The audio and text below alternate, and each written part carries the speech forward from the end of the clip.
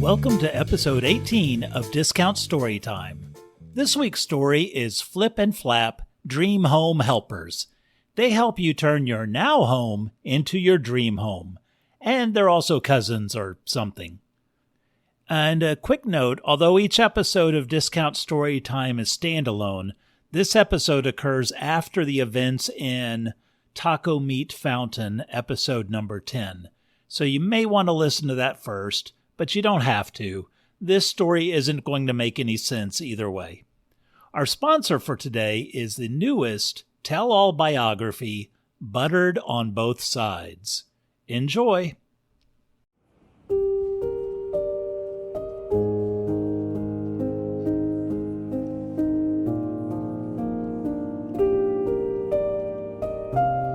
Buttered on Both Sides is a riveting new tell-all biography from the woman in the room, Parker Johnson. That's right, the Parker Johnson, first assistant to the famed toast chef Pierre Lavigne. Johnson started her career at the highway-side Franny's Breakfast Nook as a hostess, but soon catapulted to the critical job of melting butter for Chef Lavigne, known for his expertise with wheat and rye, as well as his lavish and controversial lifestyle.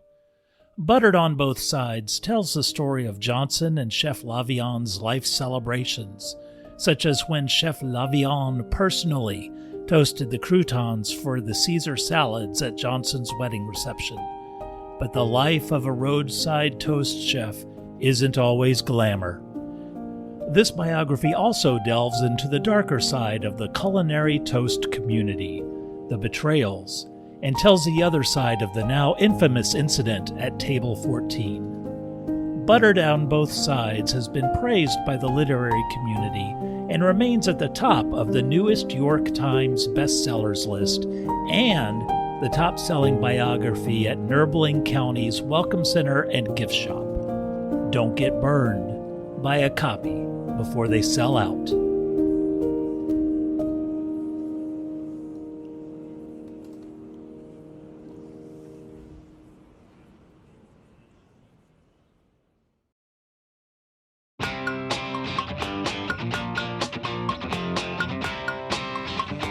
Jamie and Carla had done the best they could to fix their house after their friend brought over his taco meat fountain.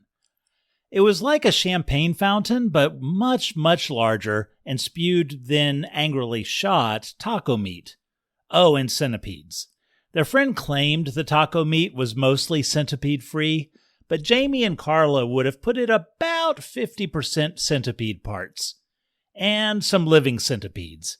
Yeah, somehow there were enough still alive that spawned inside the catapulted meat chunks to infest their home.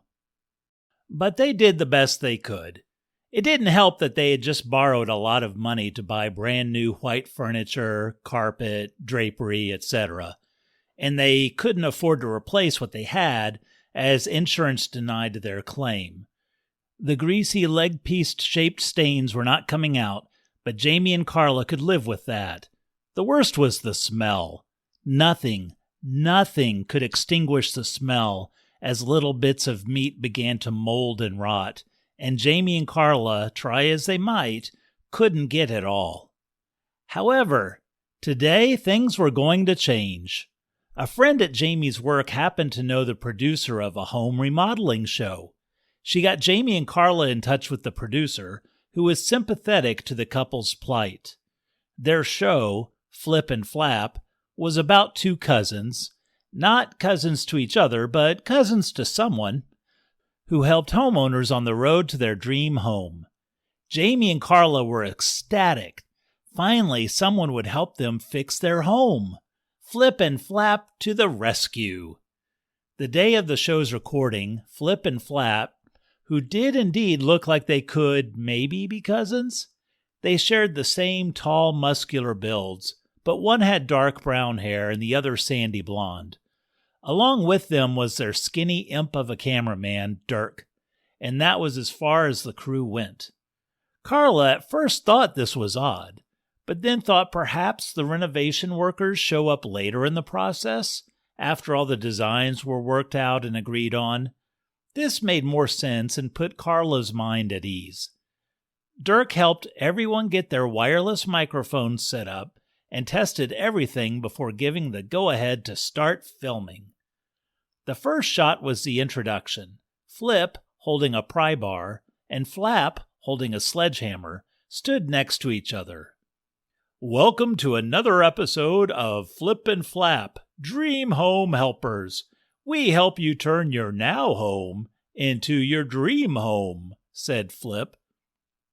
Flap added, and we're cousins, just not each other's cousins. Flip smiled. But we're cousins to some people, and that's family enough for us, or something. Today we're at the home of Jamie and Carla Houseman, who had an unfortunate incident with a metal meat machine, I believe. Dirk panned the camera over to Jamie and Carla. Carla recounted the events of the taco meat fountain, while Jamie plastered on a wide smile that would make a second-grade school photo proud and tried to keep her left eye from twitching. At the end, Flip and Flap paused enough to pass for thoughtful reflection. Then Flap said, Well, ladies, it sounds like you're ready to have your dream house. And all four cheered and walked inside. Flip and Flap go through the living room and take notes of the patched-up damage. They then walk the short distance to the closed kitchen, which was surprisingly unharmed.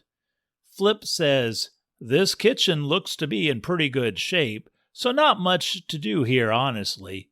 But what about your appliances? Jamie and Carla had not been able to afford updating their appliances, which looked like they were from the 1980s. Jamie said, Yeah, new appliances is on our someday list. Flip gives a white-toothed smile and says, Why settle for a someday list? Why not get, only if you want to, all new appliances today? Jamie and Carla's eyes nearly pop out of their heads like a cartoon. We can do that? Flap joins in. Do you believe that we want you to have all new appliances? Don't believe us? Would we do this if we didn't want you to have all new appliances? Flap then puts on protective goggles and work gloves, and then smashes his sledgehammer into the stovetop. Carla claps and says, That's kind of violent, but yes, we would love all new appliances. Flap flashes a wide smile. Well, put them on the shopping list. The sky's the limit for your new dream home. Before leaving the kitchen, Flip looks at the kitchen door and through to the living room. This kitchen seems pretty closed off for the rest of the living area. What if we knocked out this wall? He knocks on the adjacent wall. That way it makes the home look much more spacious and connected. Jamie's eyebrow raises. Well, that's great, but isn't this a load-bearing wall? Flip knocks on the wall again and listens, almost as if the wall is talking to him. Nope, don't think so. As a matter of fact, I'll bet you a whole $1 it isn't, and laughs. Somewhat relieved, Jamie laughs also and says, You're on. They tour the rest of the house and stop at the bedroom, which has a door to the patio. Flap says, This door to the patio is nice, but it's kind of dark. What if you open this up and have sliding glass doors instead? That would bring this whole area up and bring in some light. Carla says, We thought of that when moving in, but we couldn't afford it. Wonderful, thank you. Back in the living room, Flip and Flap look at the taco meat and centipede-stained furniture. Flip says, Also, you don't need all this old furniture when you can buy more. Go out and start picking out all brand new furniture. Jamie and Carla's eyes light up, and they ask about the furniture budget. Flip puts a reassuring hand on each of their shoulders and says, This is a show about dreams, not budgets. Go out and have a blast. Really? We just can't believe it. Flap says, Let's show you. Pick out a piece of furniture you hate the most. Go ahead." Immediately, Jamie and Carla point to the stained white couch. They all laugh at how it was the first thing for both of them. "Okay, then." Flip takes his pry bar and tears into the sofa mattresses. "Do you think we would do this if we didn't want you to have new furniture? Well, what are you waiting for? Go get shopping. Living room, kitchen appliances, bedroom curtains, the whole thing. Also, didn't one of you say you love clawfoot bathtubs?" "Yes, that's always been a dream of mine," says Carla. "Well, your dreams are coming true. Go out and get a clawfoot bathtub." Our bathroom is kind of small. Not to doubt your expertise, but will it fit?" asks Jamie. He smiles back. "Trust me, we have plans to make room for it. If you can dream it, am I right?" Jamie and Carla, usually quiet and reserved, clasp hands and jump up and down in excitement. Flip gets misty-eyed and faces the camera. "See, this is why I do this work. They are just so, gosh, happy." Carla runs up and gives him a big hug and says, "Thank you, thank you, thank you, thank you, thank you, thank you." "You're welcome. Now get going. You have a lot of shopping to do, and please do keep all your receipts. Have fun, but don't take too much time." Flap says, "Yep, this isn't our first house, and we work fast." Everyone laughs. While Jamie and Carla are shopping, Flip and Flap use pry bars, saws, and sledgehammers to take out the kitchen wall, bedroom wall, and bathtub. Along the way, they find wires to cut and plumbing pipes to saw. Flip and Flap are very busy.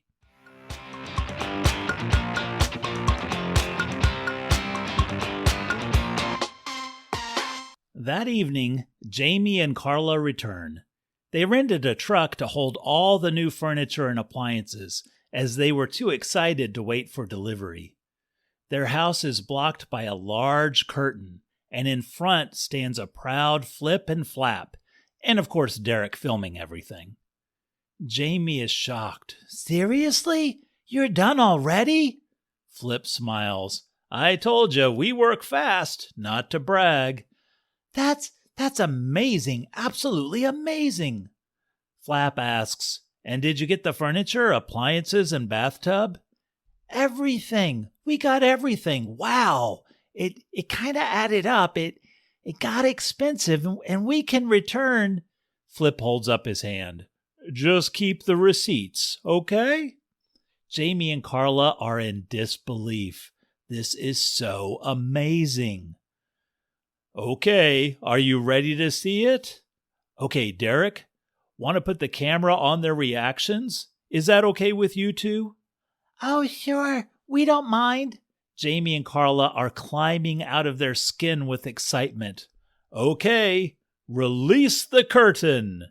The curtain falls, and Jamie and Carla stare, and their jaws drop open. The house looks the same, or at least what it would look like if a bomb filled with tornadoes exploded inside of it. The side wall where the bedroom is has been torn out with sledgehammers into a gaping hole. The appliances have all been demolished and, along with the original bathtub, are lying around in the front yard with all their furniture and bedding, now in torn disarray, presumably to make room for the new stuff. Finally, Jamie asks, "What the fuck is this?" Flap gestures to the house with wide, happy arms. "It's your path on the way to your dream home, silly." Carla mutters, But our furniture, you said you would buy us new." Jamie says, "What the holy actual fuck?" Carla, "You told us to keep our receipts." Flip replies, "Yes, you should always keep your receipts for big purchases. You never know when you may need them. Also, we never said we would buy you new furniture. We just suggested you go shopping for new furniture. How are we to know you can't afford all this new stuff? Flap chimes in. I bet that cost a pretty penny, too. Plus, all the contract work you're going to need to fix up your house. Oof. Suddenly, the ceiling and roof collapse between the kitchen and living room. Flip shrugs and says, Well, you were right. That was a weight-bearing wall. I guess I owe you $1. He pulls out his wallet and says, Oh yeah, we're bankrupt. Can I, Ozies? Contract work? Contract work? You're the goddamn mother***ing contractors. You're the fucking dream house cousins, or whatever the... Did you just see the roof collapse? Clearly, we aren't building contractors. We wouldn't know a support beam or electrical hazard if it bit us on the tush. Flip and Flap high five. Flip calmly says, Maybe you didn't understand. We don't buy appliances or furniture or fix up houses. We help by doing the demolition part of home renovation. Flap chimes in. Yeah, we aren't building contractors or nothing. We just like to break shit. We do the important part first, and the rest is up to you. But we got it started because we believe in helping everyone get their dream home. Helping in the demolition part, that is.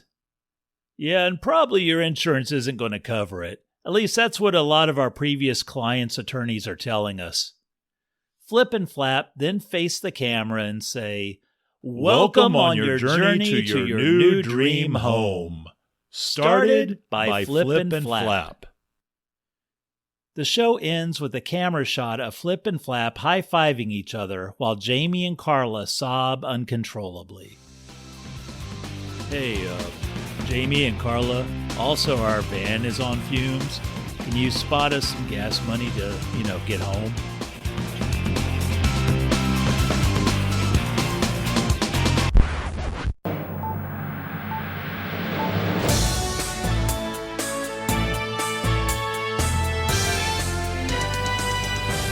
This is Nightly News at 10 at night, and I'm Bradford Wafflestone. Breaking news. A small motel on the city outskirts has been hit with disaster, and Nightly News at 10 at night means literally hit. The Pestering Arms Motel has just been struck by a meteor that somehow failed to disintegrate upon entering the Earth's atmosphere. The meteor landed on one section of the motel and a nearby moving truck filled with new kitchen appliances and furniture.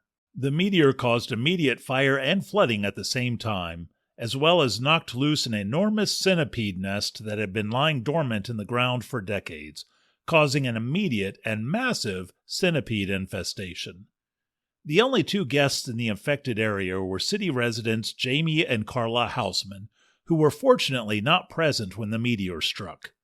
When asked for comment, Carla sobbed inconsolably, while Jamie stated, and please excuse me, but this is a direct quote, quote, Sure, why not? Why the fuck not? Hey universe, fuck you and the goddamn horse, or whatever, you rode in on. Hey universe, you can fucking take a double-ended... Oh my, I'm not reading that on air. We will continue to keep you updated. In sports news, local team the Derby Nerblers have another winning streak.